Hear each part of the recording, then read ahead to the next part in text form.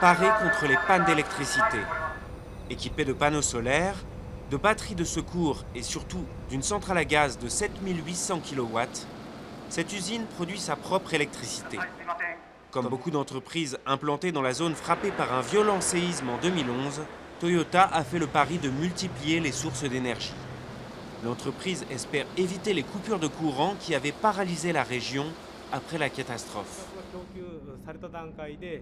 Lorsqu'un puissant séisme se produit, ce dispositif se met en route et permet de produire de l'électricité de secours pour l'usine, mais aussi les entreprises alentours. Toyota a également promis de fournir de l'électricité aux villages voisins, privés de courant pendant une semaine entière après le séisme. Pour le maire d'Ohira, pas question que sa commune se retrouve à nouveau paralysée. La municipalité est désormais solidement raccordée et espère ainsi mieux résister aux prochains désastres naturels. Nous sommes désormais conscients des problèmes que peut poser une panne d'électricité en cas de séisme. Grâce à ce système, nous pourrons éviter ce type de situation à l'avenir.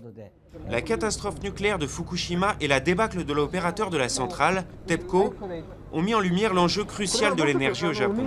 Depuis, les initiatives au niveau des collectivités locales, des entreprises et des individus se multiplient. Après la catastrophe, les gens se sont rendus compte que l'électricité était une question de survie, au même titre que la nourriture et l'eau. Le Japon était complètement dépendant des compagnies d'électricité, mais les citoyens se rendent compte de la nécessité de prendre le contrôle de l'énergie. 2 ans et demi après la catastrophe, la totalité des centrales atomiques du pays sont toujours arrêtées par mesure de sécurité. Le gouvernement voudrait aujourd'hui les relancer. Mais l'avenir énergétique du Japon réside peut-être dans la diversification des producteurs et des sources.